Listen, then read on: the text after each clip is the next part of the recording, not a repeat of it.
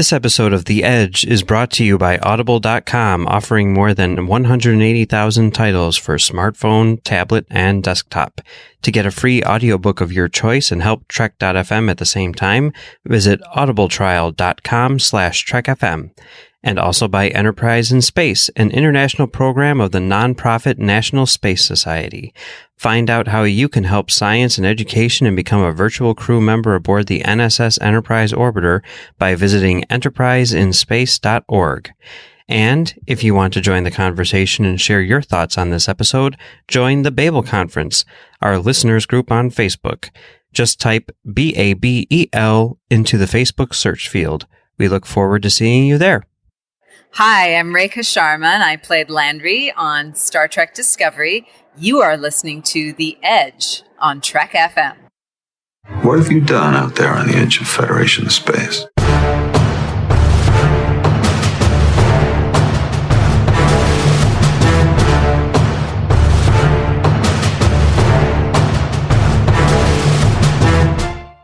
Welcome, listeners, to The Edge, Trek FM's dedicated podcast to Star Trek Discovery. I am your host this week, Amy Nelson, and joined with me is the superb Patrick Devlin. Patrick, how are you? Much better than last week. I'm not sick anymore. I feel great.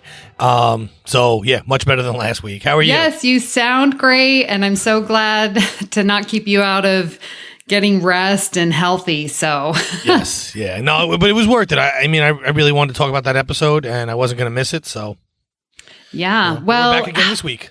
Yeah, so I had a great Trek weekend because I got together with some of the Star Trek fans here in Las Vegas and some Babel Conference listeners. So really had a great time. Oh, nice! Better than my weekend. I've been putting outlets in.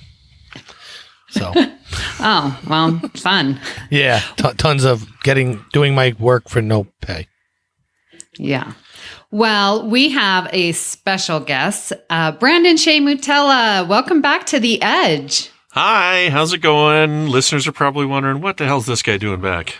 Hey, so glad that you are here, and we welcome you anytime. So glad it could fit into your very busy schedule, sir. Oh, I've been so busy.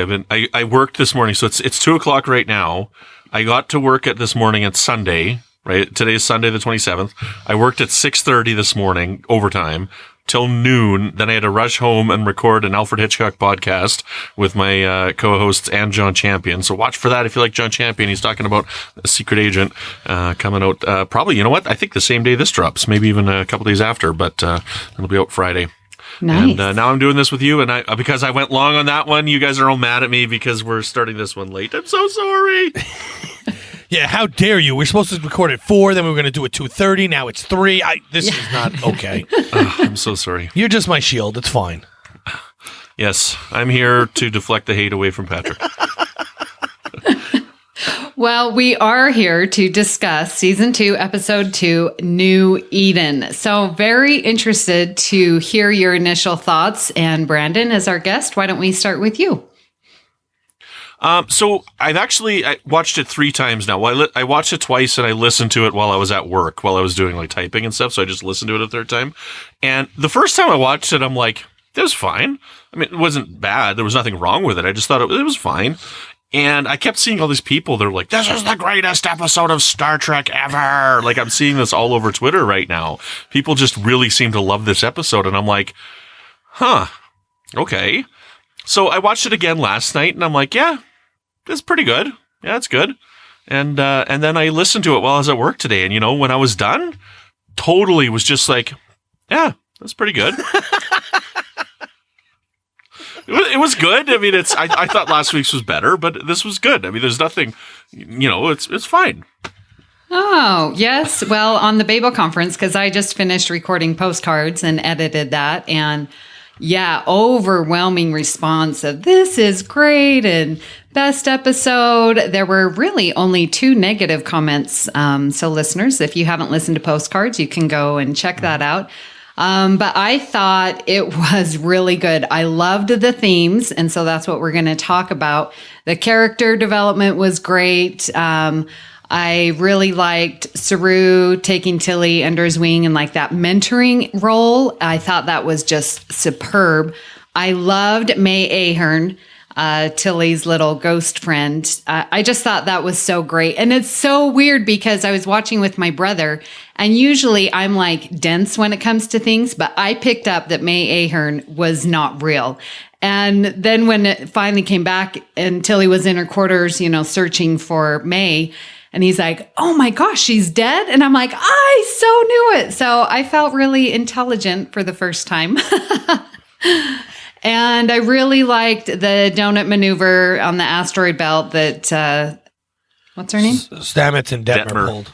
That Detmer, yeah, and Stamets did. I thought that was just so much fun sci-fi and great action scene there. So, yeah, Patrick, what were your initial thoughts? Okay, I don't know about the greatest episode of Star Trek ever, but I would agree that this could possibly be the best episode of Discovery we've seen so far. I could put it there. I liked the themes. I liked the A and B plot. I really enjoyed the way they were presented, not just the stories themselves, but the way they were presented. And so my initial thoughts, I wasn't as in love with the episode because I couldn't like focus on it. I had gotten home from work like 10 o'clock at night. I wasn't watching this till 11. I was kind of half in and out. So I don't really count those as initial thoughts because I only kind of really saw half the episode. But once I sat down and watched the whole episode, unfortunately, I don't know if I would have picked up on her being dead or not because I kind of saw that in my first watch. So I remembered it when I saw it again, when she popped up again in my second watch. But I really enjoyed the way they mapped out this whole episode start to finish. And so I could see this being the best episode of Discovery so far. I mean, we're only 2 episodes into the second season, so right. It's not competing against a large number of episodes to be best. See, it's tough to say whether or not it's the best because it is so new, right? But I mean, like, there were some really great episodes in season 1. Like, Context is First Kings is one of my favorite episodes, and Lethe is one of my favorite episodes. Like, so I think Brother was better than this one, but this is really good. Like, it's good. There's some really amazing stuff. So I don't want to say that I'm like underwhelmed by the episode. Like, there's some really, really amazing stuff in this episode. No, I mean, look, obviously, not every episode can be everyone's favorite episode, right? That doesn't make sense. So I think also this list will change of what your favorite episode is as the season goes on anyway. Yeah. And after this series is finally over and we look back 15 years later, your favorite episode might change again because things that happen after it are going to dictate how much you care about what happens in this particular episode or whatever. Mm-hmm. So I get it. I just think for me, this was the best episode I've seen. And I do love Context is for Kings and a bunch of other episodes. Mm-hmm. This just felt very much like the episodic Star Trek that I loved. Oh, this is 100% Star Trek. This episode, if you squeezed it, there would be Star Trek all over the floor. Right. Like, so, and I think a lot of people are putting a lot of, I can't even think of the word I'm looking for, but that's their reasoning. Because this is so Star Trek-y, it beats out some of the other episodes which they felt weren't as Star Trek-ish, if that makes sense. Yeah, like, I don't know if we're jumping. Like, I'm sorry that I do this to you, Amy. I know you got an outline and stuff, but I kind of jump into things. But I mean, like, this episode is so Star Trek on so many levels because you've got a planet-based adventure. You've got a mystery that's going on down on the planet they got to figure out. You've got our crew interacting with a pre-warp civilization. You've got a science problem that the crew above is trying to figure out. You've got people working together and using their brains. Like, there's so much in this episode that is Star Trek. Like, literally, it works. It does work very well. Like, there's so much cliche Star Trek in this, but it works really well. Yeah, so I was going to save this till the end, but since we got to it, just some of the Easter eggs in this episode that go back to other Star Trek, right? You have World War III and the 600 million. That was first really talked about in First Contact, but it was mentioned throughout Star Trek, right? But it was really like a focus of First Contact. You have the overuse of the Prime Directive, which is called General Order 1 here, but it's really the Prime Directive. Mm-hmm. And it also, the plot feels a lot like Who Watches the Watchers from TNG, where they're trying to convince them they're not gods or there are no gods, whatever, you know. Yep. The use of Shakespeare is all over TNG. It was in the TOS episode, the Conscience of the King, and it was extensively used in The Undiscovered Country. Clark's Third Law. Clark was actually friends with Gene Roddenberry, and Gene Roddenberry tried to enlist him to stop Star Trek V, The Final Frontier, from ever happening. You have the beam down. This is only the second time in this series they beamed down. The other one was Civis Parsum Parabellum. Then you have the Earth-like planet, which is just like North Star from Enterprise. Yep. The callbacks to the other series are throughout the entire episode. There's more. I ran out of room after 7 pages. I got tired of writing. So I have 7 pages of notes. And Please, man. So that's where I stopped. But there's just so many callbacks that it's almost overdone, but none of it feels overdone, which is great. Mm-hmm. It's like when we talk about fan service, this fan service was done well. My wife watched this not knowing almost any of the other stuff that had happened and loves this episode. I watch it, notice those things, and love the episode. Yeah, that's when you know they did it right. Right. You don't need to know it to enjoy what they're doing now, but it gives like a little extra, I like that, when you see it. So that's my take on it. Yeah, and I think when you say like what makes it Star Trek, again, it goes back to those themes. And I do want to talk to you. You talked about General Order 1, and I'm used to calling it Prime Directive because I'm TNG era, but it's so very clear that they were to follow Prime Order 1. And I really liked how Pike was just, okay, I'm going to do this. We're not going to reveal our true identity. And Burnham obviously has a differing opinion. And I just love it when, they're coming out of the basement when they were locked in. And it's like, we are not going to reveal ourselves. Is that understood? And then both Burnham and Owosekun, yes, sir. Like say it in unison. Mm-hmm. That to me felt so good that they were, really accepting this captain and that they're going to follow his orders. And then back on Discovery, when Pike was saying, thank you for following my orders about that because I knew you disagreed. And she's like, well, I know what it's like to not follow orders, so she's growing and learning from her past mistakes as well. Mm-hmm. And to tack on to that, she then says we're jumping all over the episode again. But there's a point where she talks about seeing the Red Angel in the episode earlier. I still don't know if she actually saw the Red Angel or if it was just an optical illusion, but whatever. When she talks about that, they talk about context shapes your perception. And she brings up, well, shouldn't we change Jacob's context so he can form his own perception? And then she says immediately after, but that's a decision only a captain can make. Mm-hmm. So, I'm not going to push, but I believe this is the way it is, but you have to make that call. I'm not going to step on your toes. And I love that line. Yeah, Burnham's grown a lot. See, my impression on this and the Prime Directive is I'm on Burnham's side with this one here. I don't think that the Prime Directive applies in this situation. And, I can give you my case for it, but I'm kind of curious as to what you guys think before I give my case. Amy, do you think that the Prime Directive applies here? It was interesting because I was watching with my brother and he was mentioning something like, well, the Prime Directive doesn't apply because they're human. And I thought, well, where are you getting that from? And he's like, this episode on TNG. And I was like, gosh, I'm going to have to rewatch that. So I knew because they were pre-warp, but then the case I sort of felt like Jacob was asking for asylum. He wanted to know. He asked, can we go back? And I felt like, there's that sort of pen pal type of thing. Like here he is asking. So they sort of have this duty and they are human. Like they deserve to know about the Earth. And so it's definitely a gray area that's brought up. Yeah. Patrick, what do you think? So I have a love-hate relationship with the Prime Directive in general. Or what they're calling General Order 1 now, because I believe it's only there to make you realize how stupid it is to exist. Honestly, I really do. I believe that the Prime Directive applies here because the society is still pre-warp. And we've seen that even in Enterprise with episodes like North Star where that still kind of applies, even though they don't technically have a General Order 1 yet. But the problem is that we always break the Prime Directive. We constantly break it because it doesn't make sense. The Prime Directive is a bad rule. By their rules, Sarud wouldn't be able to do what he does in this episode. Yeah, right. See, the Prime Directive, I think, is a really good thing to have, but it's like they say in this episode, it's the context of it. And as they say, context is for kings, right?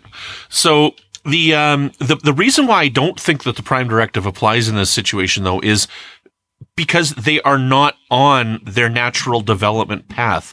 Their natural development has already been impacted by somebody else. When the Red Angels took them away, they impacted their natural development by doing that. They didn't have a choice in the matter. Somebody came in and took 200 people away from Earth 200 years ago. Now there's a colony there. So, and they're fully aware that they are from Earth.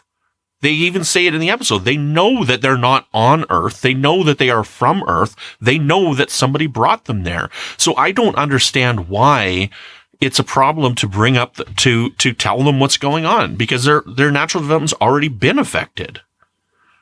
I agree with you on that. Definitely. Okay. I don't know what to say to it.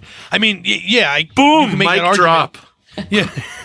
You can make that argument, and you're probably right. I just don't agree with your first part that the Prime Directive is a good rule to have. I've never liked the Prime Directive is, in general, is good, because if somebody goes up to people and just, like the Ferengi and the Mink in Doctor's Orders, right? You know, when they go up to the Mink, you know, if you're going in and affecting somebody that doesn't know anything about space travel, you are affecting how that civilization works. Now, I'm a believer that if they see a comet going in and destroying the planet, it's okay to remove that comet and save those people without anybody knowing, right? Because I don't believe to be that stickler of an interpretation of the rule, but I would think it was a problem if you just came across a society and just beamed down. It's like, hey, I'm an alien. There's a problem with that, right? I mean, I've heard the argument. My thing is, there's nothing. Okay, so yes, if there's a comet coming in to destroy a planet, the Prime Directive would actually tell you can't do anything about it because the comet is supposed to be there, hit the planet, and wipe out the planet. We don't know what the domino effect down the line for other races would be. And I don't agree with that. I don't think that's what the Prime Directive says. That's how they interpret it on the show. Right. And one of the novels, I can't remember which one it is, actually calls it out. I actually think it's a Section 31 novel by David Mack, if I remember correctly, where they like implement the Prime Directive, or at least it's a Star Trek Enterprise novel. They implement the Prime Directive and they're like, they actually bring up one of those situations and they say in the novel, well, nobody's ever going to interpret it that literally, right? And of course, every Next Generation episode does interpret it that literally. And I don't think that that's the intention of it. But, bureaucracy makes things change as they go. It is literally all about context. And context is very important when it comes to the Prime Directive. And I don't know, that's people can interpret it wrong by saying, I can't move this comet. I think that's interpreting the Prime Directive wrong. So, you're working on absolutes there. And Right, I agree, and I think this whole episode is about that discussion. Yeah, working on absolutes, and the problem with working on absolutes, because we have Pike on the planet. Absolutely no way can we ever tell them we're from here. We're from a starship that came from Earth, not at all. And on the exact opposite end of the spectrum, we see Saru doing exactly opposite of what they did on TNG, and saying that his exact wording was something along the lines of, not on Discovery's watch will there be a catastrophe. Yeah. Right. Which if you take it as literal word, the Prime Directive's literal word, he wouldn't be able to fix that. Mm-hmm. And that's what Saru is doing best in this situation. Like, I have found myself over the last couple of days thinking so much of that short line that Lorca says, universal law is for lackeys. Context is for kings. That is such an important statement that people don't seem to understand in this day and age even. Mm-hmm. That is so important. Context is everything. I see so many things where on YouTube and on Facebook and stuff like this, people take a little clip of something and everything is taken out of context. And it creates so many problems where if you listen to the whole thing, you understand that, no, they actually said more than this one little thing, and right. It's important to understand what they're actually saying on the whole, not just this line. Well, and to that with the Prime Directive, like the first part of context for king, like universal law is for lackeys, like, it is so frustrating, especially dealing in education. Like, you make this universal law and going to assume that it applies to everyone. No, we are human beings. You cannot just have a blanket statement that's going to work. Every situation is different. Yes, they can be similar, but it is different every single time. And you have to take in that context and make the best decision for this situation. Yeah. And it sort of actually reminded me way back, the Vulcan Hello at the beginning at the Shenzhou, and Captain Joann Burnham are down at the planet and they're drilling to get the water up. Like, here was this planet and they were saving this planet. And Federation people also caused that drought. Okay, so they were fixing. They were fixing what they did, yes. Yes. Right, they had already, but that goes to Brandon's point. Yeah, but trying to do it like with no one knowing, right? Mm-hmm, yeah. Yeah, because I don't think the civilization knew that the Federation caused the problem, so they didn't want to contaminate the society anymore. Right. But it goes to Brandon's point. The reason why they could be there and do that, and the ship came down and was seen by whoever was in the area, was because that society was already off its natural path, right? Which is the point. Yeah. And since it was already off, then it was worth the risk to fix it without being caught. Mm-hmm. Mm-hmm. Yeah.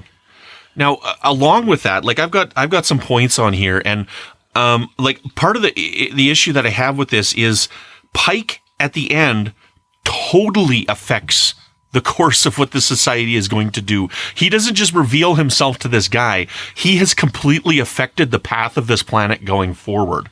Okay, when he gives that battery to Jacob, because the All-Mother says that pilgrims to the White Church have dwindled since the power went out.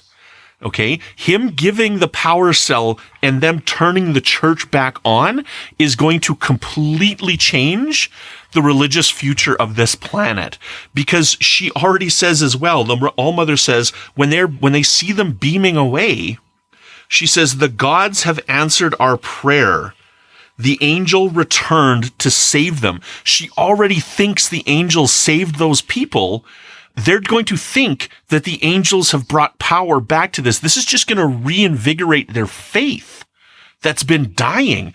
And Jacob, he says, look, like at the end, when he shuts off that emergency signal, he says, look, I'm comfortable knowing that you guys exist. And he's basically going to go on in his life. And I don't expect Jacob to reveal that Pike gave him the battery cell. I expect them to go with it. And my interpretation of how the episode ends is the faith on this planet is now at an upswing once again, which is amazing because it goes to one of my thoughts on Pike. Okay, I think that we are going to find as this season goes on that Pike is a religious man. I think there was a lot in this episode that shows that, the fact that like when Burnham calls it a structure and he's like, it's a church, Burnham, right? And when she says, well, it's not magic, it's whatever. I can't remember her quote on this one because I didn't write it down, but she's like, it's not magic, it's interference. He's like, well, how can you prove that? Right. Oh, I wrote that down. Hold on. I wanted to get into this later, so. So yeah, I'm sorry, I might be jumping. So read it when you get it. But also because he seems to know so much about what's going on in that church. Now I understand he says his father taught comparative religion, but my interpretation of the way that Pike is acting in this is we are going to find out that Pike is a very religious man. And I think that'll be very fascinating because we haven't seen very many religious Starfleet personnel. And I think that's what they're talking about when they said they're going to be bringing religion more into this season. We're going to see a Starfleet crew member with faith. And I think that's going to be fascinating. Well, and, to your point, like when he asked Owosekun, are you a believer? And she's like, we are non-believers. Like he's sort of taken the temperature of his crew and, what their faith status is or whatever. Yeah. I don't think he's going to end up being a Christian. I think he will end up having something. But, part of the interesting thing with this planet and how they've combined all the religions into one is I'm paraphrasing here and I'm talking off the top of my head, so I may get some information wrong, so forgive me. But I believe it was C.S. Lewis, because my wife has told me a couple of times, where C.S. Lewis compares religion to a math equation. And he says, everybody can start with a math equation and there's one answer. in a math equation. Yes. And at some point, you start messing up the math problem and end up with the wrong answer. Yes. Now, his interpretation is that Christianity is the closest to the correct answer, and that's not the point that I'm trying to make here. But I think that that's what this episode is saying, is that all faiths have truth to them, and they've combined the truths of all the faiths to make their own new religion. Right? And I think that that really resonates with Pike because his father taught comparative religion. And so he sees all these comparisons. So that's what I wanted to talk about next, was this meld of religions. Like, why does it get to happen here on this colony? And we see the beautiful stained glass, and we hear all the, major religions that were now combined into one. Like, why did it happen there, and why is it not happening now? Like, we go to war over religion so many times. Like, is it because they were stranded and they were forced to work together? Like, why can we not get a meld of ideas and become a peaceful living people like this planet did? And we don't know how difficult it was, but I want, again, that's why it to me is just so very Star Trek-y, because here we have in this future, this colony that finally gets to work together and be productive and peaceful. Okay, so first, I've seen a lot of people commenting. I've been trying to stay off. I try and stay off social media and see these things before we record because I don't want them to influence what we record. But I have been seeing people pointing out that it doesn't make sense that religion is in Star Trek because Star Trek's always been anti-religious. But that's not true because we already had Deep Space Nine, which was all about religion, very much about religion. And so we could take that off the table. The second part of that is I don't think it was hard for them to come together. I don't think it was hard at all, because I think what this episode is kind of saying to me is that World War III was the breaking point for humans, period. That humanity saw that and never wanted to see it again. So no matter what the obstacles were, we were going to get past them. Whether we use technology like we do in most Star Trek that we see, or if we see Terra Elysium, where they just decided we can't have this ever happen again. We can't figure out which one of our gods did it, so they all did it. And we're going to just create our own religion that ascribes this to all of them so that no one's wrong. Yeah, and they believe it was an act of God because they call it the Red Angel and they associate it as an angel, and they were in a church when they were saved. And my interpretation of that is there was people from all of those religions in that church taking refuge. And so they're like, yes, it could have been all of them, so let's just take the best out of all of them and make our own. Right. I think that's really interesting. Right. So instead of ascribing it to the church they were sitting in when it happened, because that could have been an answer, right? They're in a Catholic church. They're Catholics now. But instead of that, they didn't want to alienate other people that came with them because they were obviously saved for a reason. So either my God or your God decided both of us deserve to be here. Yeah. Maybe our gods are the same. Or maybe we'll just take all the gods and make them a council of gods. They didn't really get into that part. Because if you do she says, though, no, All Mother says when they see them beam away, she says the gods, plural, have answered our prayer. Okay, right? Yeah, you're right. So, Council of Gods. Because the other interpretation of it could be, if you put those books together, right, if you put all religious texts together, you can find very similar structures in their stories in all of them. You know what I mean? So, it could, they could have been going, now, I agree with you, Brandon, she does say gods. So, all the gods are gods for them. But it could have just been that they took the parts of each one of those that they think correlated together and cut one version of it in to make their book, which is, I mean, when they show you the book, it looks like they cut stamp out here, stamp out there, and then they were reading, and I found it interesting that they still had vengeful God wording in this episode. Mm-hmm. It wasn't just all, you're saved and I've come to save it. Some of it was, well, we'll take fire to those who oppose us. Mm-hmm. And I think that would I like that. I mean, I don't like that wording in a Bible, but I think if you were going to create a religion out of multiple religions, you would have to keep some of that in because it's in all of them. Right. So there was an interesting article. Jonathan Frakes was interviewed for the Hollywood Reporter and was asked, as someone who worked with Gene Roddenberry, who was against writing Star Trek stories around religion, how do you feel about Discovery embracing the idea of faith? And he answers, I'm not sure they're embracing the idea of faith as much as they're embracing the conversation about science versus faith. It's like the Scopes trials. The idea we're all naive to believe there's not a higher power out there applies to the 24th century as much as it does to the 21st century.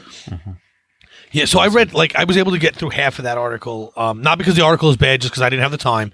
So, listeners, I do recommend reading it. I'm going to finish it when we're done here, but... And we'll post the link on the show notes. Yeah, I just didn't get time to read it. And I do kind of agree with what he's saying, and obviously he has more inside notion than I do. So, take what I say for a grain of salt. But I think this episode...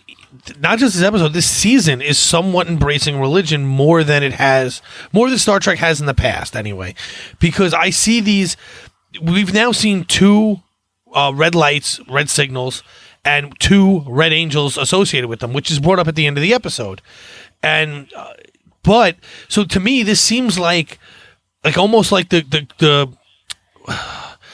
Trials of Hercules. You know what I mean? There's not 12 of them or whatever number was in Trials of Hercules, but in order for us, the viewer, or Discovery to find out what is going on, they're going to have to do 7 trials until they find the Red Angel. Now, this could all get blown up next episode, and the Red Angel goes, hey, I'm here, but that's what it feels like to me to this point, that we're going to go through all 7 of these. Now... Yeah, I think so too, yeah. At some point, we're going to have an episode where we don't end up at one of these things, right? Because I know, because there's 14 episodes and 7 red anomalies. We're 2 for 2 already. We don't only get halfway through the season. But it's possible...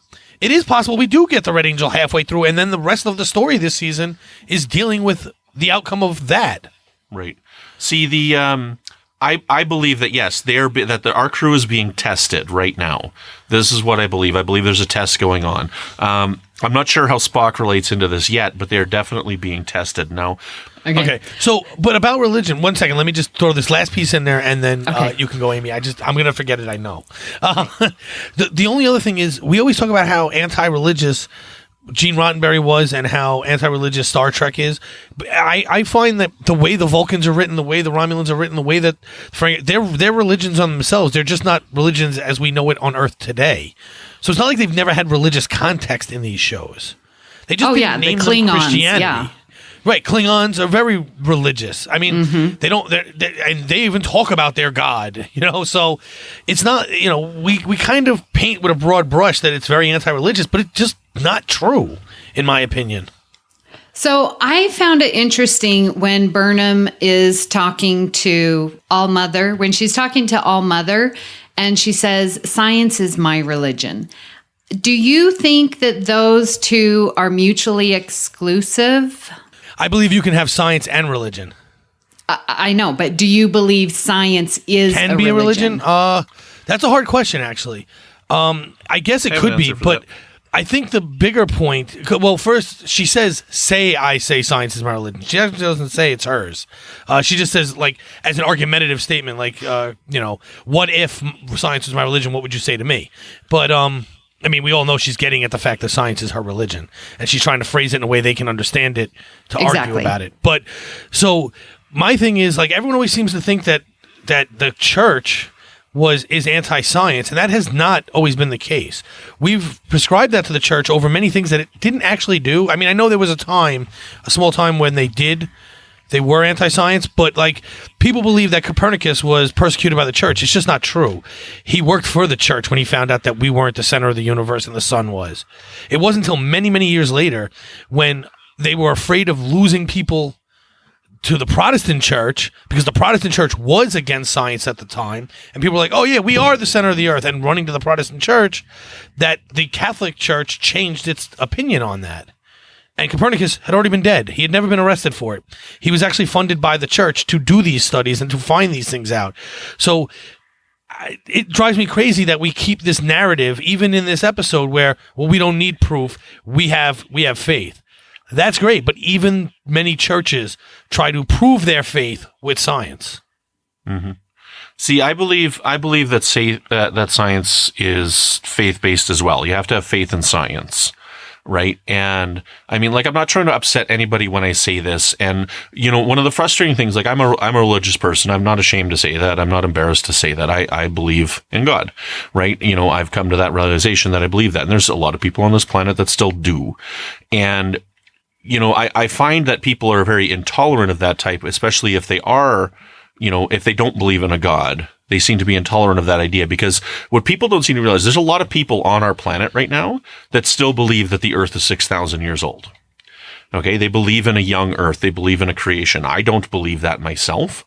Right. But there are still a lot of people out there that believe it. Right. And, you get a lot of intolerance towards people that have those ideas. But, my interpretation of science, and I'm not a scientist, right? So I can't give all the answers, but just because I can't explain string theory to you doesn't mean that I don't believe in string theory, right? And that's the same thing when it comes to the Bible. Like, I can't explain every single thing in the Bible because I don't understand it all, but I still believe that there's a God. And with science and stuff like that, the science is the study and the collection of evidence. They can't prove any of this stuff, but there is evidence to back their theories. That's why it's still called the Big Bang Theory, because it's just a theory. They've got evidence that can support it. Okay. And I'm not denying that. Okay. But it's still a theory, and people need to understand that. And that people assume that everything about science is fact, but science is constantly changing. And what was once thought as science fact is now known to not be true. There are many examples of it because they get more evidence. Okay. As someday they will get the answers they look for in certain things, right? But carbon dating is a theory, right? Like these are things that they can't be proven. They're given the answers the closest that they can come to with the evidence that they have. And that's what's frustrating. And if you tell people that, I'm not denying science when I say that, right? You have to have faith in science, right? And I don't know, as a person of faith, like it boils down to, like, if you want to believe that everything is an accident, then that's your right. I want to believe that somebody created me with an intention. That's what I want to. I want to believe that I'm here for a reason and not by accident. And that's my faith. I'm not trying to change anybody's mind on it, but that's why I believe what I believe. And go ahead and believe what you want. You're not going to convince me otherwise, right? But I do believe that science takes just as much faith as Christianity or Buddhism or whatever faith you happen to believe in. I believe it takes the exact same amount of faith. People just don't like to call it that because they associate faith with religion. Yeah, I think sometimes the vocabulary gets so heated and people take offense or get so guarded about it. And it's like, okay, it's just a word, but you're right. You have faith in science and, you believe it until you gather the evidence, until you can prove it. Like, I agree with you completely. Mm-hmm. All right, so I just want to say that Brandon's reason for being is to make my life miserable. But besides that, I'm not sure why he was created. That was it. That was the only reason.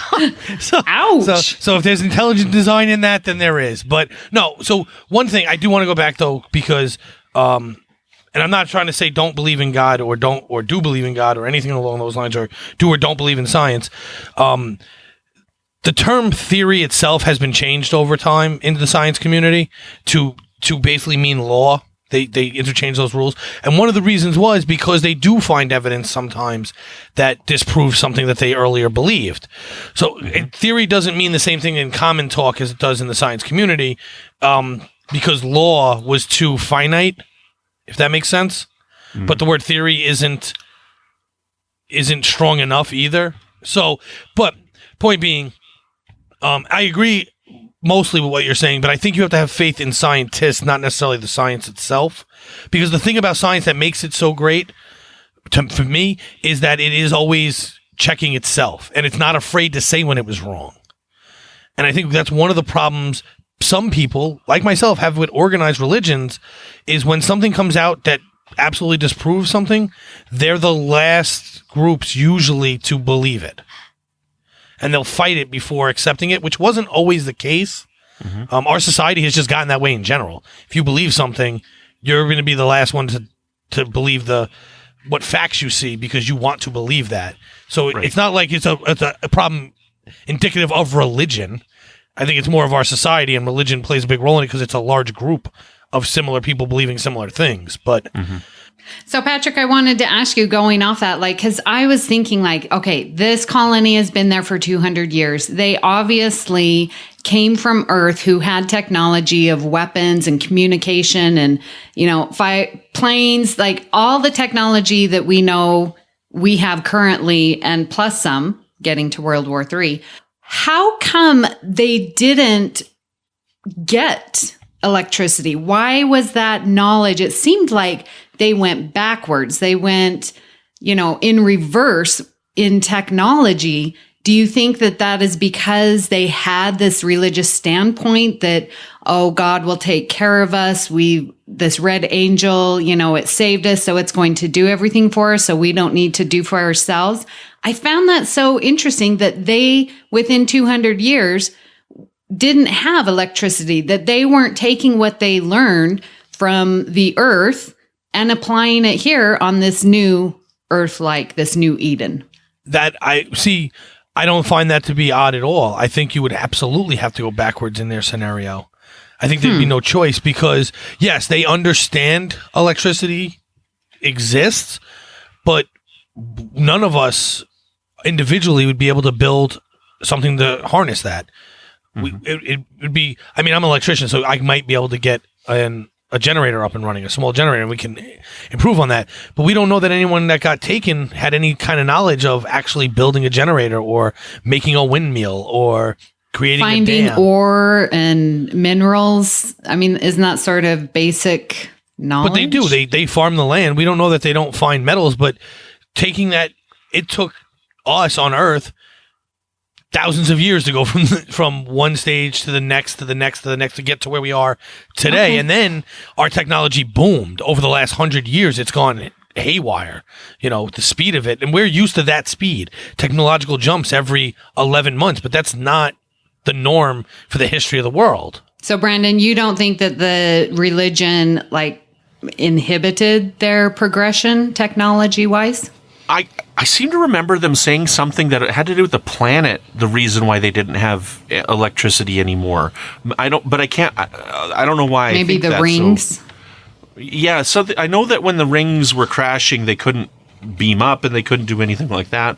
So my impression is that it had something to do with the rings that they didn't have the electricity, but also I believe that it would be in response to more the war itself that they would want to take back technology, right? They're like, okay, this war has happened and technology has made us fight each other.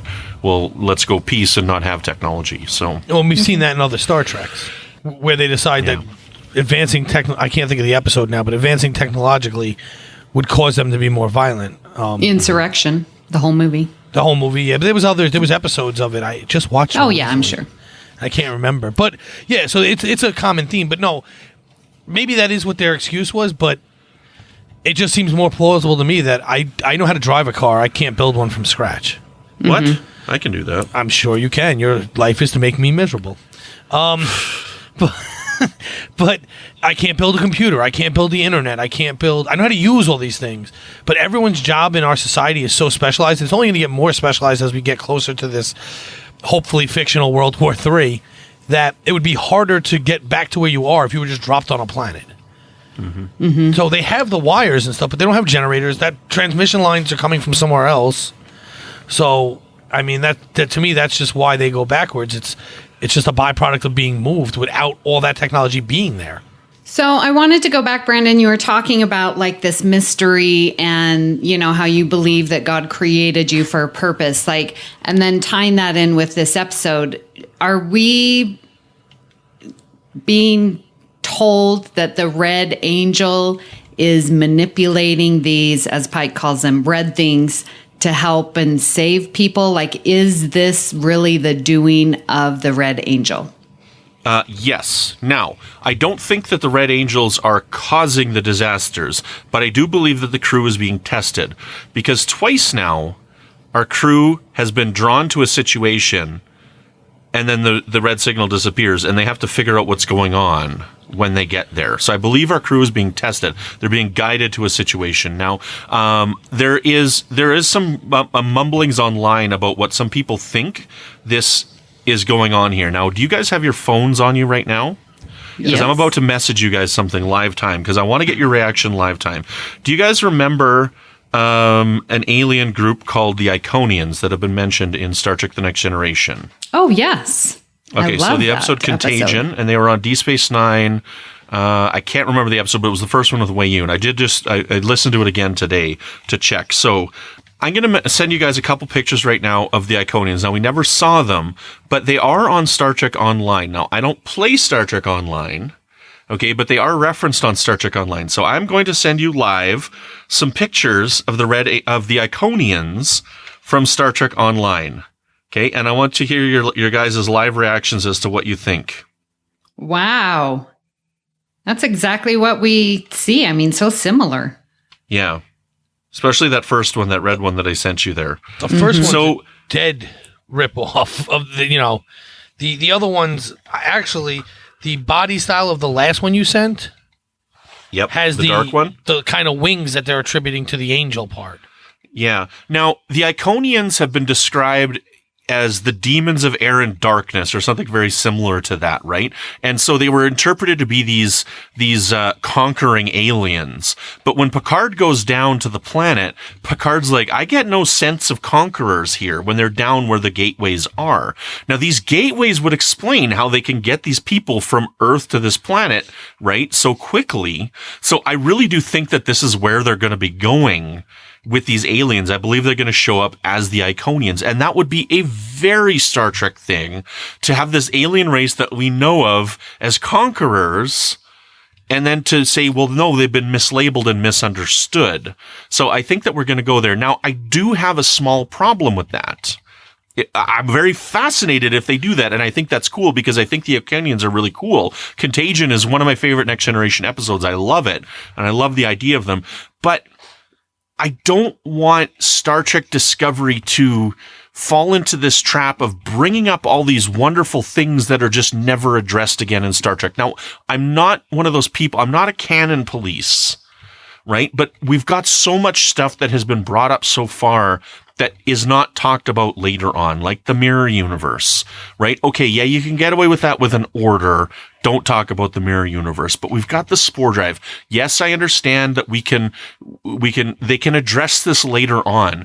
But if we talk about the Iconians and we have the Iconians, I don't want a third example of, hey, now we've got this really cool thing that is all of a sudden so secret and we can never talk about it again.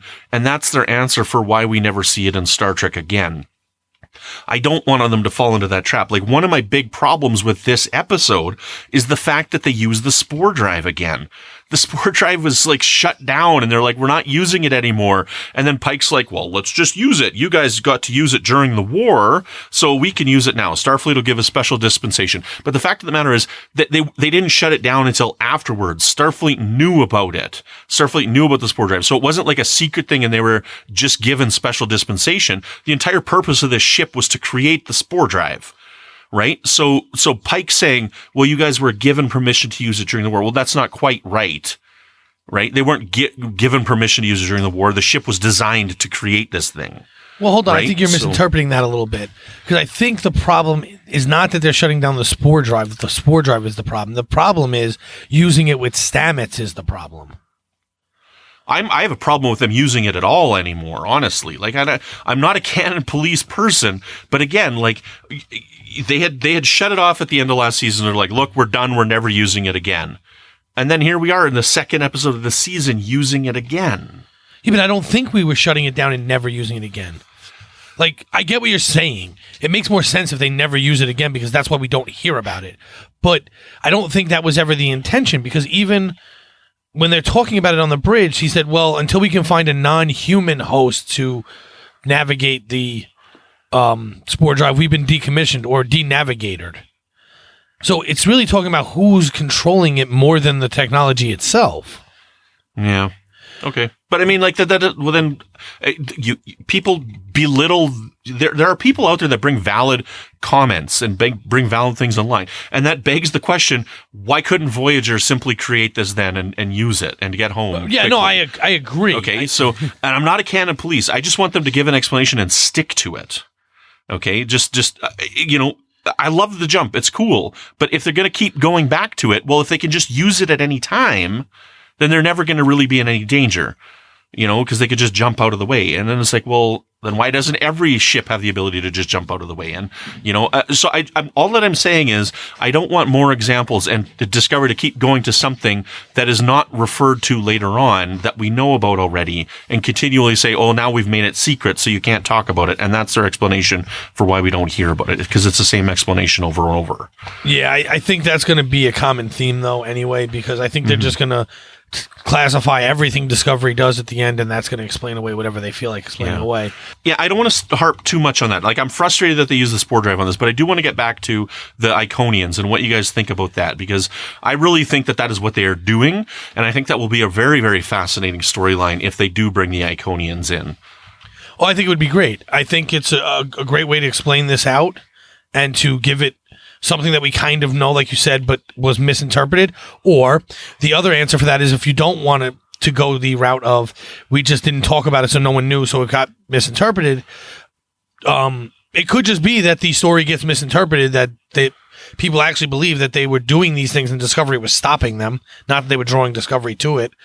Or there could be more than one version of them on the planet that changes somewhere between now and TNG. Yeah, I like your idea of the Iconians, and I like bringing them into it and to have those portals, and it totally makes sense what you're saying. Like they could just, take them and put them wherever because of that portal. Very interesting idea, and I love your theories, Brandon, all the time. Well, I'm just building on some stuff that people have said online already. So I didn't think Iconians until somebody mentioned them. And then, but then I looked into it a bit more. And I again, while I was at work, so I listened to the 2 Discovery episodes again, and I listened to Contagion, and I listened to the DS9 one that I just can't remember the name of right now, but I did listen to them while I was working because I wanted to hear what they talked about, what they had to say about the Iconians. And I thought it was interesting, what Picard had to say. So go back and watch Contagion, at least. They don't really give any information in the DS Space Nine one, other than the fact that you see a gateway at the end of the episode. They don't really talk about the Iconians. Contagion is where we get most of what we know. There's some novels and stuff, but that's not canon. They're good books, but they're not really canon. So another mystery that we are being toyed with is this spore drive and how it's affecting Tilly. So now she and Stamets are seeing dead people. I have a great what theory on is this. going on? Oh, Brandon's got theories. I think we just have the sixth sense going on. I think that's all it is. I think there's only one obvious answer for this, and I'm going to hate it if it's the answer, but there is only one answer for May. Okay. And I want to hold it because I want to hear what you guys think, but there is only one answer for May. Okay. So I'll go first because mine's going to be the quickest, guaranteed. I have absolutely no idea why this is doing this to them. Okay. I don't know if it's just creating mental cracks and they're projecting these images out, even though Stamets says he's not. That doesn't mean he isn't. And that they're creating this, and that Tilly created her best friend from when they were 16 years old or 13 years old, because she mentions that, she puts in her yearbook from junior high school, and I looked at the years. The girl died at 16. Tilly's only 20 to 21, depending on what year this actually is taking place in. Because we don't know if the year ended or not, right? Is this 2250? 3 or 4 or whatever it is, but she would be, if it's 56, which is when the series starts, she's 20, and if it's 57 now, she'd be 21. So the girl's been dead 4 or 5 years now, and it seems like that was her best friend from junior high school. So it could be that they're just projecting these images to make themselves feel better, or it could be that dead people are visiting them because of Stamets' excuse that, mushrooms recycle everything. They're the great recycler of the universe. I really don't know, and I'm actually kind of glad that I don't know. Mm-hmm. Yeah, I like that line. You're right when Stamets said, that's the end is the beginning, and these spores, regenerate, and then going back to last week with the fortune cookie, and there's no death type of idea. So having that and knowing that Stamets has been in the spore drive, and then knowing that Tilly was touched by one of those, radioactive spores, after that jump. Because the thing is, Burnham and Lorca, they've all been in, with that. Think back to season 1 when Lorca was like, here, come in. And all the spores are around her and she sees all the different planets. And blink, you're on Vulcan, and blink, you're on Klingon, right? So it can't be the fact that they are around the spores, because there's other people that have been around the spores and aren't seeing dead people. But there was something about that spore that landed on Tilly's shoulder that was like some kind of, like I said, radioactive or, specialized spore that touched her, that connected her to the mycelial network, where now she's seeing these dead people. I don't know. I think I'm with you, Patrick. I don't really know what is going to happen with it, but it is a great mystery that I love to see unravel. Brandon? Right. And it wasn't until she was hit with this energy wave off of the asteroid, the particle, the piece of the asteroid, that it activated either. Right. Yeah. Right, and it's because like this she said that this has properties of the mycelium network, right? It was activating the mycelium network, right? Yeah. But honestly, in my opinion, there's only one answer for this, and it's Culber. It's got to be Culber. Oh, for sure. That's doing this, and it's Culber was presenting himself as May to her. Okay, that's what I think, because Culber. Which I don't want to see Culber. I want him to be dead, and I want him to never come back. Okay, so I'm sure people hate me for that, but it's like, if you're going to all hate mail to Brandon, and that's fine. Deflection. If you're going to make a decision, stick to that decision. And you can say whatever you want. I believe that this is that they're bringing him back simply because of the ramifications and the blowback that they had from what happened in season 1. They could tell me that I'm wrong all that they want, but that's what I believe. Okay. No. I believe that they're like, okay, we better fix this somehow. We better come up with a plot, because everybody's mad at us for killing the gays, burying the gays. So, No. Okay, you don't have to agree with me. Especially now that we're getting this faith and that fortune cookie, and that they knew season 2 was going to be more faith-based and they wrote religion that and after stuff. season 1 was written. They're like, how can we bring this into it? It's a retcon. But if you go back to religion and like eternal life, and so that dead isn't really dead, that there is life after this mortal shell, like I think that is going quite in line with what this season is doing. So I want him back, and it'll be interesting to see how that is twisted in with this whole idea of faith and science, especially with the mycelial network. Okay, so I can see both arguments on this one, and I could say that I can make arguments for both of you being 100% right. The thing I will say is I don't care. I like Culber, so I don't mind seeing him still. And they're writing. I like Culber. Culber is a great character. They made a decision. They killed him. I understand. Can I hold on? No. You see, making me miserable. No, so I agree with you. They made a decision. He's dead. So I said way back in season 1, and on here a few times, if he's dead, he better stay dead. That does not mean, for me anyway, that he has to stay off the show. They're giving me a plausible enough excuse for why he can still be on the show and remain 100% dead at the same time. Right. He better not come back to life through this. Like that would What do you bother mean me. back to life? Of course he is coming back to life. I know that that's where this is leading. Okay, but that's backpedaling. Okay, hold on. So that's my point. I need to see more before I decide which side of this argument I'm on. But he better not, in my opinion, he can't come back to life. If he stays in the mycelial network or is contacting them through these channels that he's using now, I'm okay with that. I'm fine with that. I love the idea. I like it. If he comes back to life later on, I do feel Brandon is 100% right, and they intended to kill him, and this is just trying to mitigate the damages.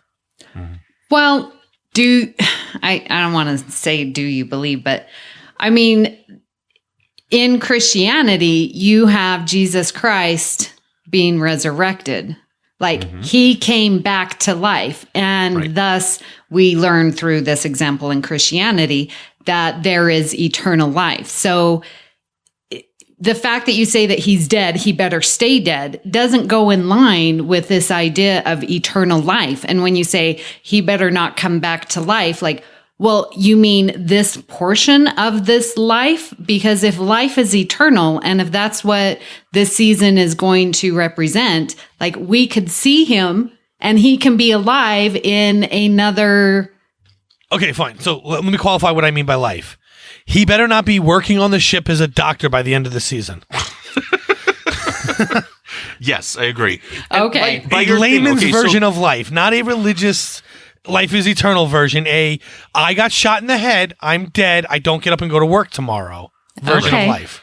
See, and the thing with if you want me to get into it, I can like the thing with Jesus. Jesus was the last sacrifice. Okay, I'm a Christian. Okay, and just because you brought it up, I'm not trying to convince anybody to be a Christian, but Jesus is the last sacrifice, because up until Jesus, people were doing things like killing purebred sheep and whatnot, and like using their blood to cleanse things for purebred. It was a sacrifice that needed to be made.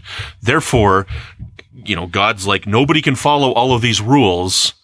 So Jesus is the final sacrifice. I will come down to earth. I will make myself my own son. I will sacrifice myself, and my blood being spilt will cleanse the entire everybody of all time, right? So that people don't have to follow those rules anymore. And that's what I find frustrating about religion, is the people who are so rule-based, because rule-based is Old Testament. It is not New Testament.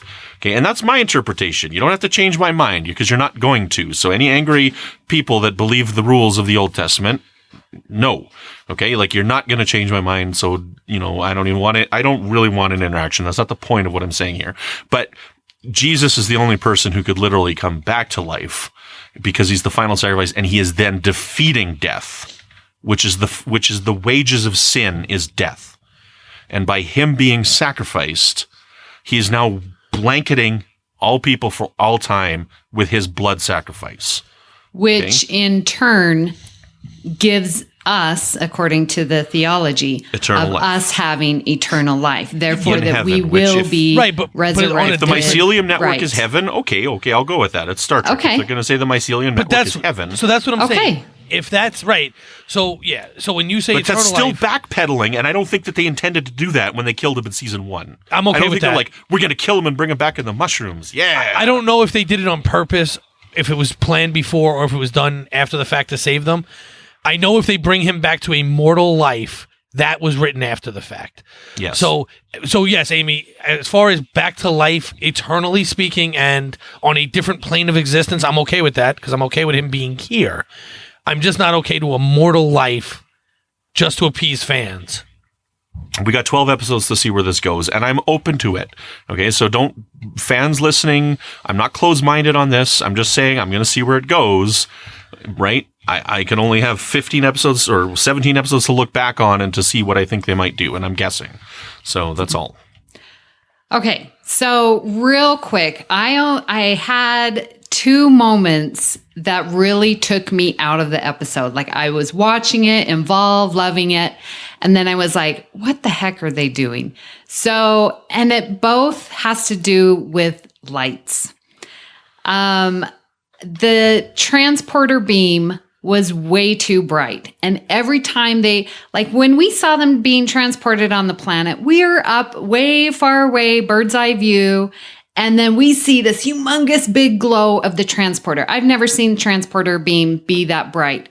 And then the second one was when at the end, Jacob hooks up the thing, which don't get me started how he did that, because they don't have electricity and whatever. But and then these church lights beam out, and it's like blinding. If you were inside that building, you would have been blinded by the light. Blinded by the light. But like those two things just totally took me out of the moment. They were too bright, too stark, didn't fit.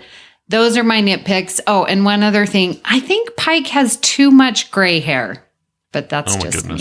I just saw brain. I just rolled my eyes so hard. I honestly don't care about Pike's hair. I know. And in fact, my wife likes it. She thinks it looks great on him. And I actually said to him, yeah, well, Amy doesn't. But yeah. So the transporter beam, I thought, has been bright pretty much throughout this whole series. Yes, it has been. Yeah, it's always Not been that brighter bright. than we're used to. Yeah, as far it's as it brighter. being overly bright in this episode, I didn't notice until you mentioned it. Okay. And the church lights, I think I think it was symbolic. I think it was made that way symbolic because they hadn't had electricity in whatever. Their batteries probably lasted 20 days, so 200 years or so. and now they have light all of a sudden. And it was nighttime when he plugged that in, so it was coming out the windows, and it was a light to bring pilgrimages back. So it didn't. The symbolism of it made it not. Made it okay. Correct. It made me not think about it any more than okay, I get it. And can I just ask you, as an electrician, if you had a light bulb that's 200 years old and then pushed through all this electricity, would the light bulb still work after 200 years? I mean, it could. So a light bulb is a vacuum. The inside of a light bulb is a vacuum, and it's cotton. Yeah. So it is possible that it would work, or that they would explode like in movies. You know, depending on how much that battery's putting out. What? That's your problem with this? The light bulbs? I'm telling you, when I saw it, it took me out of the moment and out of the episode. And so, yeah, that's my problem. You got a problem with it? I do. I want the doctor I want Culber to stay dead, and you got a problem with the light bulbs. I know. That's what I'm saying. It's just itty bitty nitpick. Difference in ideologies there on what's the problem. So I had I did have one small problem, and it's really Is it a problem or is it a nitpick like mine? I don't know. Let me tell you it, and you can decide. Okay. So, because it doesn't just affect this episode, it actually has affected a lot of episodes. And when they find out the radiation is in the outer rings, and Saru asked Detmer, well, how bad is it? And she goes, bad. And he goes, bad? She goes, pretty bad. Why are we not given a number of some sort? 7 bad. No, but like, all right, it's a radiation level of, and give me some technobabble answer or some kind of amount of radiation that would end up in the atmosphere that would kill everybody. Like, I guess I'm just so used to it in Star Trek that they give you. Yeah, but then Star Trek fans are always complaining about the technobabble. They're like, you're just stupid technobabble. Blah, blah, blah, blah. I understand that, but I'm not one of them. I've never complained about technobabble. Neither am I. I love technobabble. Yeah, So me too. I wanted more of it. Now we're just getting bad. Yeah. Meanwhile, 2 minutes earlier, 1 cube centimeter of the asteroid is 1.5 million metric tons. I mean, it's not consistent. Mm-hmm. She could have just said 1 cubic centimeter is really heavy and will destroy a cart. Like, but that would sound ridiculous. So, all right, whatever. You decide if that's a nitpick or a problem, because it seems to be reoccurring, and much like Saru's ganglia, it's not consistent. By the way, not a problem. When all that was popping off and Saru was talking about the rings, my wife looked at me and went, why isn't his threat ganglia out? I said, don't even get me started. It's just become, even they know it's useless, so they don't use it anymore. So I was happy about the fact that we didn't see his threat ganglia again. Brandon. Yeah, we're sitting down. Well, no. The only nitpick that I had with the episode was the spore drive that I said. I wanted the spore drive to be done because it's something that's never addressed in Star Trek again. And I understand it's never addressed in Star Trek again because this show was written 50 years later. I understand that. Okay. But I don't want to see the spore drive anymore. I want the spore drive done because now they can use the spore drive whenever they want. And if they're in a bad situation, they could just jump out and everything will be fine. And, I wish that we didn't see it again. And that's me. Okay. That's my opinion. That's my interpretation of it. So I understand that critique of it all, but I think it was important to this episode only because it really helped explain why they couldn't get there. These people could not have gotten to that planet because it would have taken current warp technology 150 years, he said, something like that. You know what they could have done, though? The Red Angel could have appeared right in front of them and bang, they fell through some kind of trap. All of a sudden, they're that far away. They don't know how to get home, right? And then they could get some more evidence and they could add it on. And it's like, okay, well, this red light brought us there because we got too close to it or something like that. I guess. I don't know. All right. But I don't know how the plot line's going to go out. I'm just saying that I exactly understand what you're saying. It's that far away. Humans should never have been able to get there. We got to jump there. Right. So it makes an exclamation point on the how far away. Right. And I guess part of that then would be, if Pike knows about Lorca, Pike knows Lorca came from the Mirror Universe. He knows the situation. He knows this ship has a spore drive. He doesn't know what the tardigrade is. Starfleet said in episode 5 that they are actively looking for tardigrades. Well, okay, a tardigrade? Yeah, I don't know. Like, it's funny, But it's like, if he knows Lorca's from the Mirror Universe, he knows what the hell a tardigrade is. Yeah, well, that's the problem. I don't necessarily have a problem he doesn't know what a tardigrade is, so much as he knows what all the other things are. Because that could easily be explained away that he doesn't really understand Lorca, and he doesn't really understand the spore drive or any of these things because he was away on the 5-year mission. Yes. But he shouldn't have vast knowledge of one and no knowledge of the other. It was a fun line when so it was like, I guess you had to be there. Yeah, I really like the fact that he's in charge of the ship, and he's like, well, if you're trying to tell me that this ship can do a warp speed on some international or interspatial mushroom highway, I kind of got to go on faith. He knows how he would know how the technology superficially works. Point being, I love the line. I don't know. Ignored that. It's a funny line. It truly is. Right, and another example of Pike being a man of faith. Yeah, but yes. Well, no, but I agree with you. Actually, I didn't comment then. I don't know why, but I completely agree that we are going to find out that he is a religious man. And I think that is fascinating. I think that is absolutely fascinating. I think it's great. I know he's not the focal point of the series. Burnham's the focal point of the series, not him. But to see a captain who we did it with Cisco. Eventually, he became that. Right, he became a man of Wraith. But this one's the only starting time out we've had it. The only other time we've had it is in the book series, the SCE novels, the Corps of Engineers. The Captain David Gold was Jewish. Okay. Right? And he was a practicing Jew. And like there's several chapters in the books of him doing Jewish things. He talks about bar mitzvahs and things like this. And that's the only other time is in the Starfleet Corps of Engineers books. Right. No, I find it fascinating because like I said, we did have a little bit with Cisco at the end there when he embraced the fact that he was the emissary, right? But this is different. This is not embracing you are a part of the hierarchy. This is just embracing a religion. Right. Or at least I think you're right. I think we're going to get to the point where he's embracing a religion. And maybe he embraces his own version of it too, because it's not something that's all over the world now.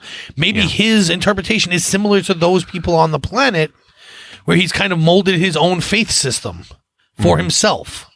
There's a lot of people who tell you they're not religious, but have that mentality now. I'm one of them. I don't go to a church. I'm not very religious, but I do have beliefs and faiths that I put together from knowing other religions. Brandon, what are your final thoughts about this New Eden episode? There was a couple things in it that we haven't had a chance to talk to yet that I wanted to touch on that I really loved. First of all, Owosekun. I love her. She's one of my favorite secondary characters that we have in the show. When we were doing the countdown to 1701 on Twitter, she was one of my first tweets that I'm like, I want to see more of her. And here we are in the second episode. We got her on an away mission. And my iPad died. I wanted to try and say her name properly because I wanted to read it in front of me. But Oladejo, I believe, is her last name. I don't want to mess up her first name, but I tweeted to her, to Star Trek, to everybody out there. I'm like, I think I got a crush on Owosekun. So she's one of my favorite characters right now. I love her. She's just a beautiful character. Pike's desk. It's so minor, but I love his desk because it's imperfect wood. If you look at it, there's like a huge like thing going through the middle of it, and it's just a subtle set design. But I love the fact that he's the kind of a man who would like the type of wood that's not perfect, because I love imperfect wood. I love that style of stuff that you see in your house. It's so minor.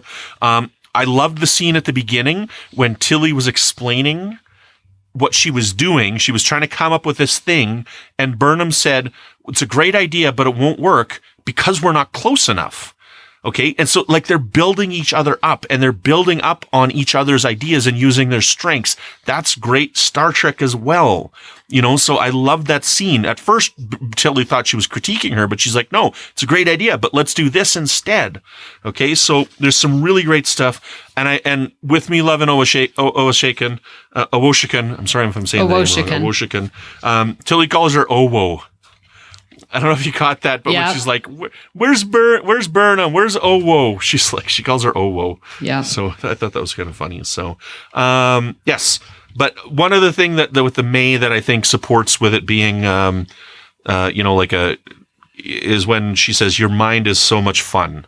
Yes. At first, I thought they were going to go that she's a Beta Z, and she was like reading her mind, right? That's what I thought. But then at the end of it and watching it again, I'm like, no, I think this is Culber. That green dot has him play with this. He's like somehow infused himself into her body, and he's in her mind, and it's Culber, and he's, rather than showing up as Culber, he's showing up as her. So those are my final thoughts on the episode, but I really enjoyed it, and I'm glad that we had the chance to talk. And it's a great episode. I mean, like, it is. So I know at the beginning I was just like, it's fine. But no, like, it is a really good episode. I don't think it's as good as Brother, but you know what? It might actually be the second best episode of Discovery because it's pretty darn amazing. So I loved it. Patrick? Okay, cool. I loved the episode. I loved everything about the episode, except for that one little fact that we don't get exact numbers on the radiation, but that seems to be what's common now. So it is what it is. Pike's first jump, his reaction was great. Saru telling him everyone remembers their first jump, or nobody forgets their first jump. However we worded it, was awesome. I love that scene. Every time we see someone with their first jump, they don't come out of it that way, and they should. Yeah. Like, it should be like the most ridiculous roller coaster you've ever ridden, So I really like that we saw that. The storylines back and forth, the A plot and the B plot with, between the in my opinion, the A plot was the planet, the B plot was Tilly. They were both, could be very strong A plots on any other episode, but since they put them together, I thought it was great. Yeah. And I thought the juxtaposition of Pike's very literal version of General Order 1 and Saru's very, I don't care, I'm saving the planet vision was great. I thought it was amazing storytelling by Star Trek, which is something I look for, is individual episode storytelling. Even if you're going to give me a massive overarching story, the fact that you can still plug in a story that I can turn that episode on at any time and watch it, and it would be great. You don't need to watch before and after it for that particular episode to be great, and that I really enjoyed. A few things in the outline. We were originally going to tell what our favorite part of this episode was, and we kind of skipped over that. I can tell you in one word what my favorite part of this episode was, and it was Jacob. And everything about him, everything that led to him, through him, and about him was my favorite part of this episode. He's a perfect Star Trek character. He's looking for an answer, and then when he finds it, he's happy about the answer and doesn't need to go any farther. He says, I quoted him a few times. Where is it? Hold on, I'm sorry. Oh, so he said, my entire family spent their whole lives hoping to get confirmation that what we believe is true. Something none of them ever got, and that is enough for me. And he said, because of you, we are not lost anymore. And then they trade the technology, so he's able to get the power on for the community. Meanwhile, now we get the camera. We can see what's on the camera, and this is our first viewing of absolutely no questions asked who the Red Angel is. Now, we still don't know. Is it an angel? Is it an alien? I think we all know it's an alien, but is it, what it is? But we know for a fact, this is the being they are talking about when they say Red Angel. Whether Did you notice that the video audio was the same as the original distress call that they heard? Yeah, it was the same. Which was awesome. Which didn't make sense because I thought that camera was broken, but whatever. Well, it doesn't. No, but that's not true because there could be audio backups of things going over soldiers' comms. Okay. So I thought it was good because I thought of that reason, that just because the video was broken doesn't mean they never said the whole thing was shot, but doesn't mean that there wasn't a recording somewhere. Yeah. Other audio, yeah. It was the same word for word, though. I went back and checked it a couple times. Did you? Word. Yeah, see, I like that little fact. But so now we saw the actual being that they are referring to as the Red Angel. Whether we did see that the other two times is another story, but this time we know for a fact that that's who the Red Angel is, and I really enjoyed that fact. And I guess that's about it. I thought it was interesting when he stole their stuff to prove they were from another planet, and the All Mother really was just like, no, you're doing the things of the corrupted world. Instead of wanting to embrace learning something new. Yeah, so that's basically my final thoughts. I really enjoyed the episode. I really love the episode. And I want more stories to be formatted in this kind of way. Yeah, I agree with you. And I thank you for talking more of the themes, because there were definitely a lot of character moments that you guys talked about in your final thoughts of, Owosekun and Detmer and Stamets and, just all that character building that, we can talk about later. But one thing that just really stuck out with me was these major themes that Star Trek is so good at bringing at, and that we finally get that here. Not finally, but that we get that here in a self-contained episode. Like you said, you can watch this. There are strings of this overreaching arch, with the Red Angel, but we get a very nice, succinct story, about faith, about, I just found it so good. And I really liked, again, the character development. We'll just have to talk about it another time. So I was very much into this episode. I loved that Jonathan Frakes directed it, and we got to see a lot of the crew working together. Like you mentioned, Patrick, the A and the B plot, I just was seamless and perfect for this episode. So thank you, Brandon, for coming on so much. So good to hear your thoughts and hear your voice again. Where can people find you now? Well, thanks so much for having me. I'm happy to be on, and I'm happy to be on for an episode that was so rich with discussion. Like, it was a wonderful, wonderful discussion, so thank you. You can find me on Twitter at Brandon-Mutala. You can find me here on the network once a month with Melodic Treks, which is all about the music of Star Trek. Intermittently, I'm with Patrick and Brandy over on Warp 5, and we're recording an episode tomorrow night, so I'll be on another episode coming up really soon. And you can find me on the United Federation of Podcasts with a show called Franchise Fatigue with my friend Zach Moore, and we talk about film franchises, and we're going through our Mission Impossible movies right now. And you can find me intermittently on the Cinematic Sound Radio Network with a show called Breaking the Waves, which is all about electronic film scores. Did you mention your Alfred Hitchcock? And you can also find me over in the Fandom Podcast Network with my friends Chris and Tom, and where we talk about Alfred Hitchcock movies once a month called Good Evening, an Alfred Hitchcock podcast. And we just recorded an episode today with John Champion and talking about Secret Agents. So that'll be out on February 1st, is when that one will be out. So that'll be out pretty quick. So be sure to check that out because it was a great discussion. Yay. Well, listeners, we do have a giveaway that if you will just stay tuned and listen through to the end, I want to let you know about that a little bit later. So it's been so much fun talking about New Eden today, but that isn't the only thing we've been discussing here on the network. So here's a quick look at some of the other things you may have missed elsewhere on Trek FM. Previously on Trek.fm, Meta Treks. Wow, I had no idea that was possible. It's this ongoing link that exists between Michael Burnham and Sarek because of this mind meld that he had with her when she was a child. Mike, I'm going to give you a Radio Shack joke because I know you and I both have Radio Shack experience. If this if this episode happened in the 1990s, they would have had prepaid long-distance mind meld cards. To the journey! But I do have a question. Why was Neelix focusing on classic American cuisine as a marketable job skill in going back to the Alpha Quadrant? Why classic American cuisine? Why not Chinese, Japanese, or Vulcan? Come on. I think that the culinary tastes will continue to degrade for the next 3 or 4 centuries, and by the 24th century, it'll only be classic American that's left. All other cuisine will have gone by the wayside. So pot roast, pot pie, apple pie. Yeah, every restaurant is Taco Bell, essentially. Yeah, it's the Demolition Man problem. That's disgusting. Literary Treks. I think we could not do this novel without inviting a special guest, Amy Nelson. Amy, how are you doing? Hi! I am so excited. Imzadi, Riker, Troy, it is the best. I am so grateful, honored, pleased that you even thought of me for coming on Literary Trek. So thank you so much. Yeah, we're like, do you think there's anybody on the network that would like to talk about Deanna Troi? I think I have corner on the market on that one. Standard Orbit.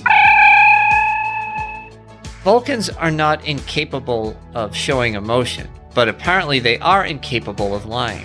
Quote unquote. That's their reputation. I mean, who told you? Vulcans tell you that. Of course they would. I mean, that's their reputation, And that's what else is happening on Trek.fm. Check out all these shows and join the conversation about our favorite corner of the Star Trek universe and beyond. You'll find us wherever you get your podcast. If you're an Apple user, be sure to hit the subscribe button in Apple Podcasts on iPhone, iPad, or Apple TV, or the desktop iTunes app to get the latest episodes as soon as they are published. And please leave us a star rating and written review. Talking about that star rating and written review, listeners, we have been graciously given. I'm so excited by an amazing associate producer, Chris Trabuzio. He has the fan sets Captain Pike pins. And so we are going to have a giveaway to the first 3 listeners who leave us an iTunes review, and we will get you that pin. It's a very awesome pin. I love wearing Anson Mount right there on my little comm badge area right there. So listeners, if you're interested in getting that pin, please leave us that written review on iTunes, and we can read that there. Any critique or criticisms or anything we're doing good, we'd love to hear your feedback. Yeah, you just need to have a written review and a star rating. It's not going to be judged on what you think of us, just that you get it out there. So, be honest, because that's the best way to get to our fan, for other people to hear us. Also, am I eligible or I'm not eligible, right? No. Oh. Family members of hosts are not eligible. Oh man, I was gonna tell my wife to do it. No, I kid, guys. So whoever the first 3 are, congratulations, and we hope to see those reviews soon. If you're not an Apple user, we've got you covered as well. You can find our shows on Google Play Music, Stitcher, TuneIn, Spreaker, SoundCloud, YouTube, Windows Phone, in most third-party apps, and you can stream and download the MP3 file from our website or grab the RSS link. We'd love to hear your thoughts on today's show, and there are many ways for you to do that. The best place to join in the larger conversation is the Babel Conference, our listeners group on Facebook. Just type Babel, Babel, into the search field on Facebook, and it should come right up. If you'd like to send us an email, you can use the form on our website at trek.fm/contact. Choose to send a show and select the Edge. That will come right to us, or somebody that'll get it to us. You can also find the network on Twitter at TrekFM, and on Facebook at facebook.com/TrekFM. So, Amy, when you're not running through a church because the light bulbs are exploding, where can people find you? You can find me, oh my gosh, 200-year-old light bulbs. I'm not going to trust them. I'm sorry. You can find me here on the network where I'm doing postcards from the Edge. I am on Earl Grey that talks about Next Generation with Richard and Justin. I am over on the Fandom Podcast Network doing Discoville that talks about the Orville and Discovery. You can find me on Twitter at Miss Amy Nelson, but my favorite place is right there in the Babel Conference, so you can find me there. So, Patrick, where can people reach you when you're not doing donut holes? Oh, I do that in my car as often as possible. In I empty knew parking it. lots, especially when it snows. Yeah. But when I'm not there, you can find me on Twitter at MagicDrop5. It's a single word, but the 5 is a number, not letters. And you can find me popping up in the Babel Conference from time to time. And as Brandon mentioned, you can hear me with either him and Brandy, just Brandy, or some combination thereof on Warp 5, which will be coming to you every other Friday. As far as those light bulbs go, I probably wouldn't trust them either. Just because I said they might work doesn't mean I would trust them as an electrician. Not to mention they probably would have rusted.